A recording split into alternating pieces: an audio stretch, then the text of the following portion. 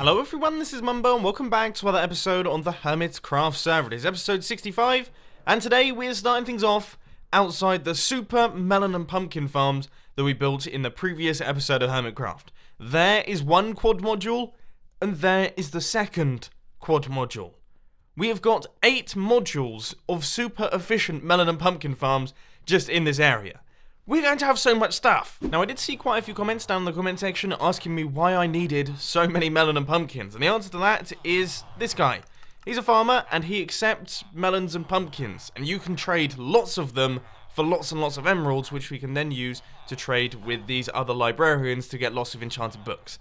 That's kind of the plan here. So we've got a lot of things that we need to do in this episode of Hermitcraft. Thing number 1 is to actually connect this up into some form of storage system, because as you can see, it's been working a little bit too hard and has managed to fill up the entire hopper and also the entire hopper minecart as well. So yeah, we need to have some way of offloading these items. Now what I'm thinking is that, well, we can run them off into the storage system. That's one thing that we are going to have to do, which means that we're going to have to create some form of water stream or hopper line that takes it right the way around, all the way around that walkway, and then all the way around into the storage system. But I thought what we could also do is actually create some melon and pumpkin storage in this area.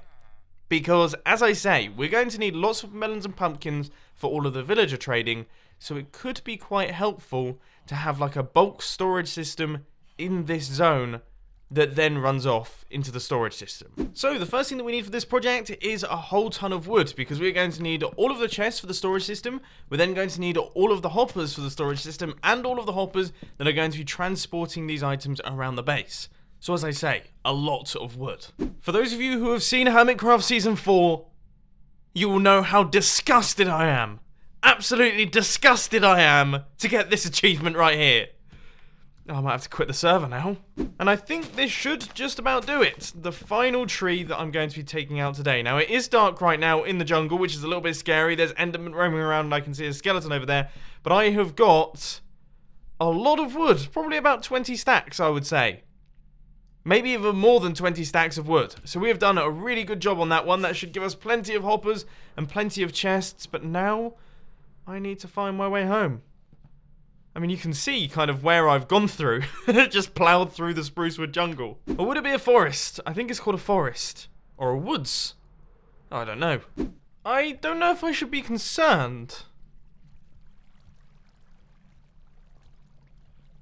But there are no baby villagers or adult villagers at the villager breeder anymore.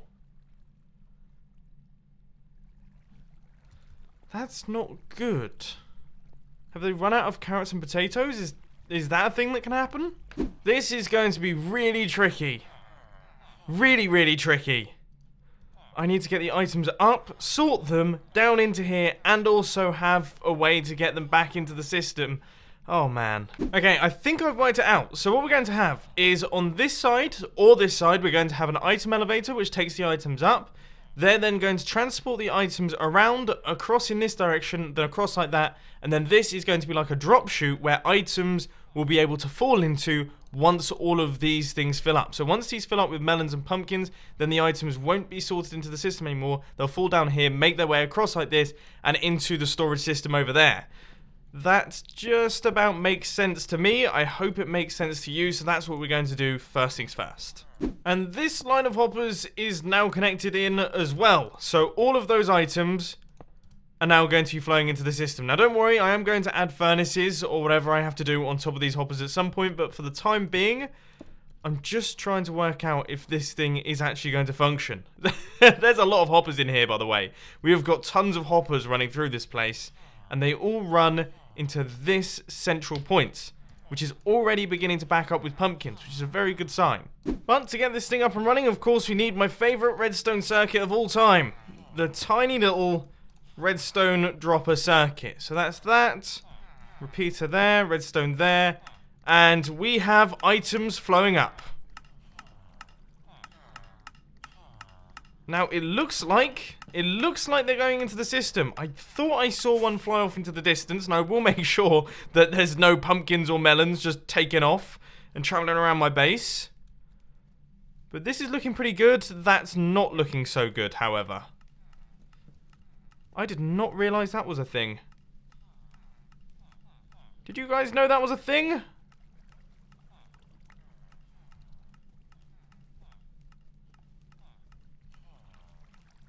Since when do melons get caught on the edge?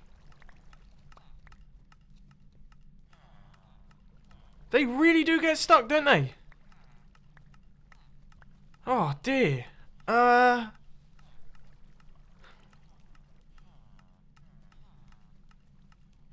don't know what to do.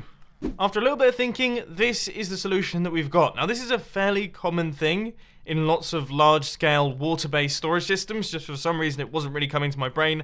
But that is to push the item up against this chest right here so that it's just going into the next block, and then it will travel along and just about catch this hopper, which is the new sorting system, and then that will transport the items down beneath. And you can see that working there. Good stuff. Only issue is, this hopper is now in a straight line with that system, which means that we can't actually do it on this side.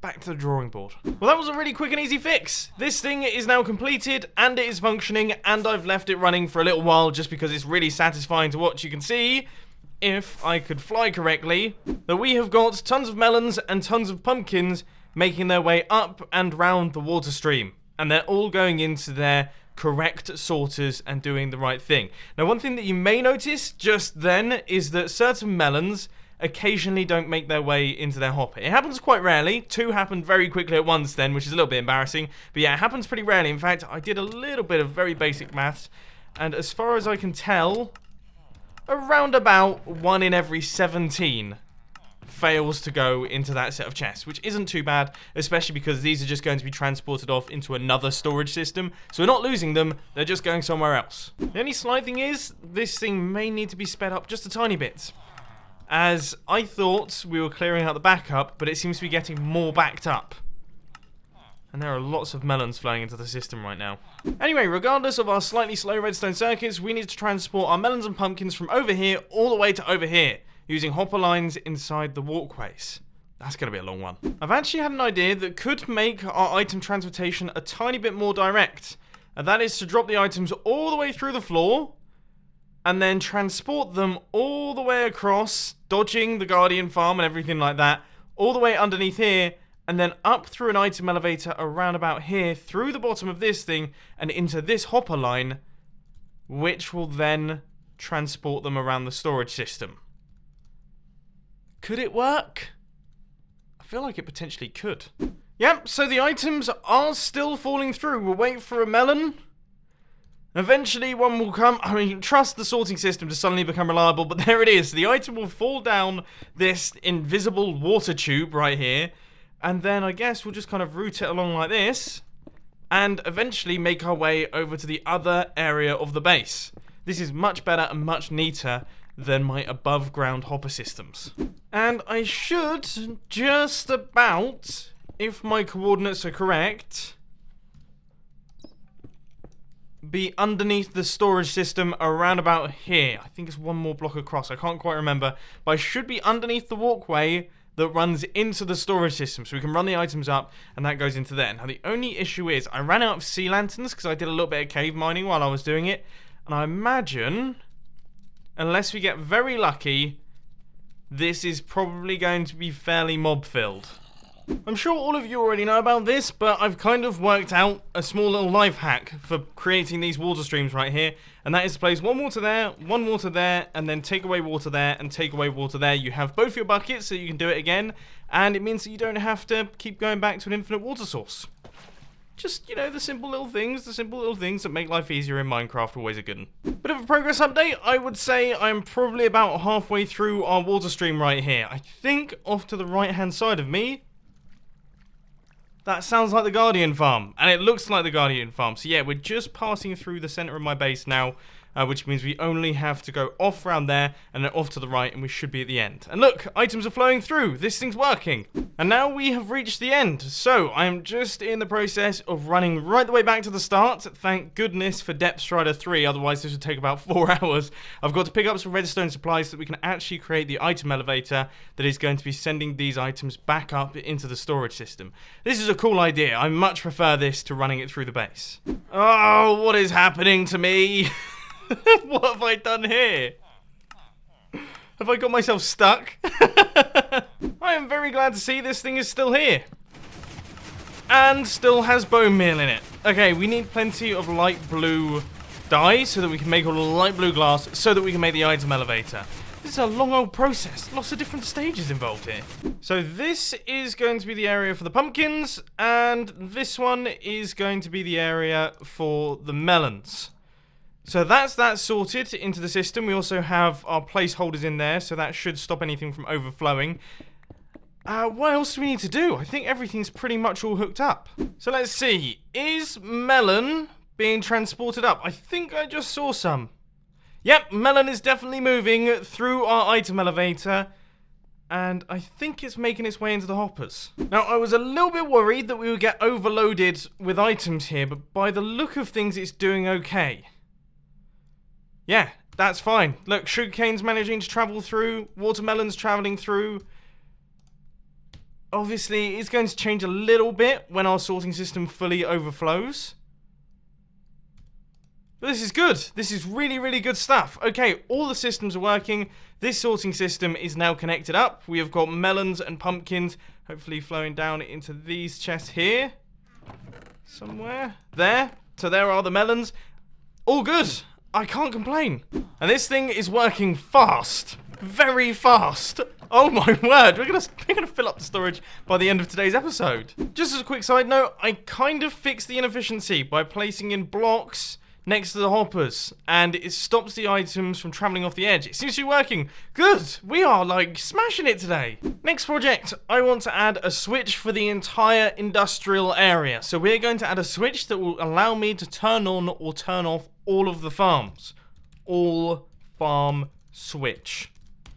Now this is going to be very important because it's going to become such a massive lag center if we have all of these farms running at once. So I feel like maybe we need something to kind of cool it down a little bit.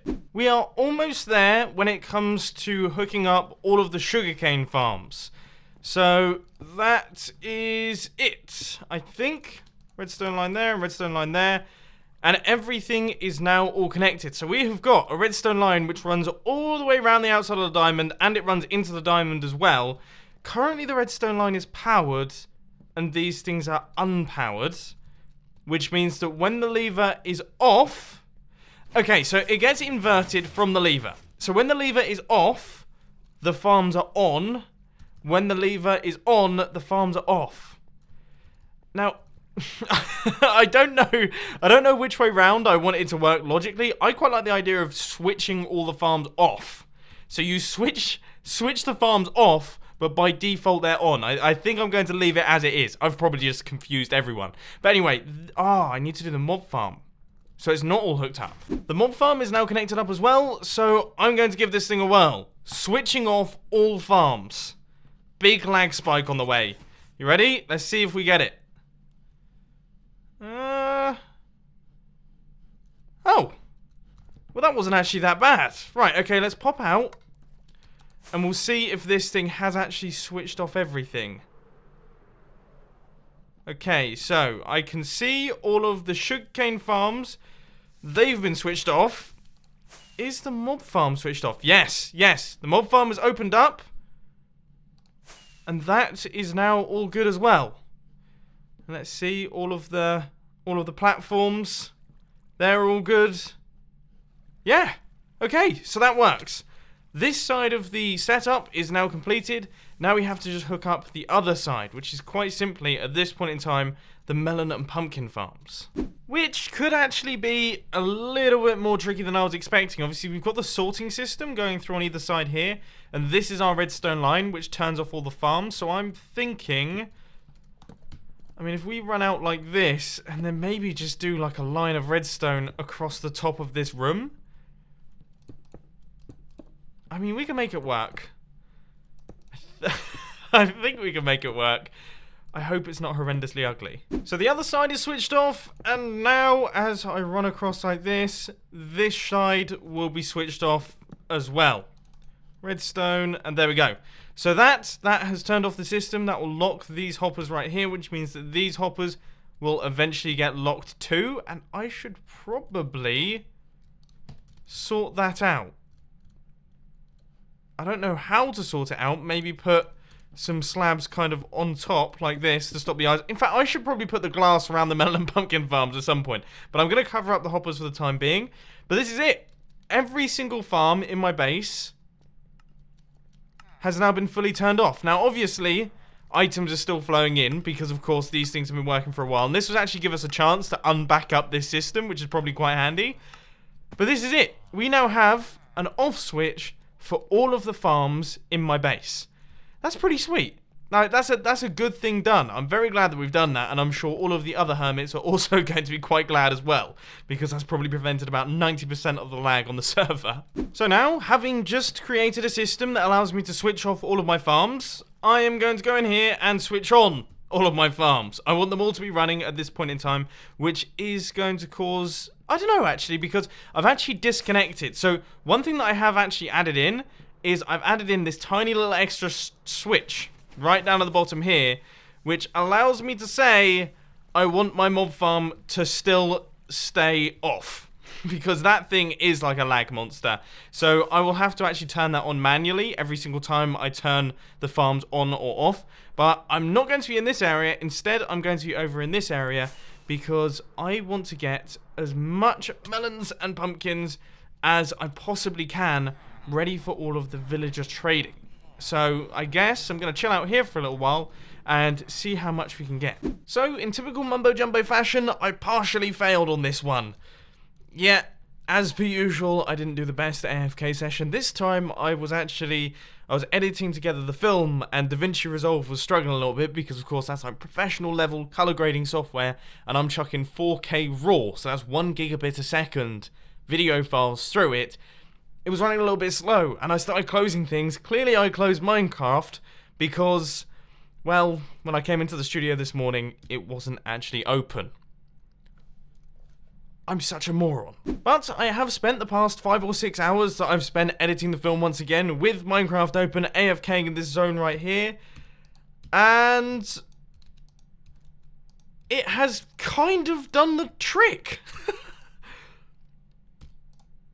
Not bad. I mean, it's not incredible, considering it was only like more realistically, a 3 or 4 hour AFK session. We are doing pretty well there. Like, that is next level.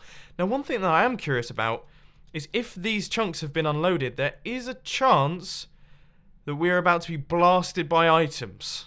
Yep, by the look of things, the chunk was unloaded while we were over there, because right now, melons are flowing into the system as fast as they can possibly flow in, which means that there is probably quite a large backup down at the bottom.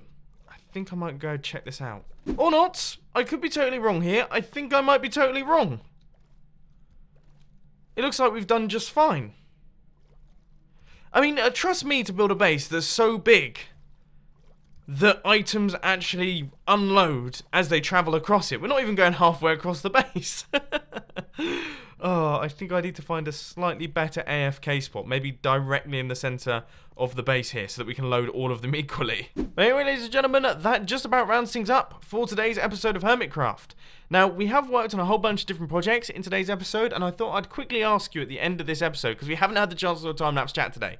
I thought I'd quickly ask you, do you actually like doing more projects in a video, or just one big project? So say, for example, we did the melon and pumpkin farms in the previous episode. That was like one big project, and we got it all done in one episode. But today we did multiple different projects. What do you enjoy more? Would you like me to split up my big projects over multiple episodes and kind of splice them up with other projects that we work on simultaneously? It might be good fun. It might be worth experimenting with. I don't know if it would fit my style of recording, but that could be something that I play around with over the next couple of weeks. Anyway, ladies and gentlemen, I hope you enjoyed this video. If you did, please sure to hit that like button, and if you really loved it, then make sure to subscribe. But thanks for watching, guys. This has been Mumbo, and I'm out. I'll see you later. I'll be honest, I've just edited this video, and, well, it turns out I actually had to cut out quite a large quantity of it. I thought this thing was going to be 24 minutes long, but I had included a whole bunch of clips that just had me messing up my words all over the place. Which means that this one is a tiny bit on the short side. I apologise.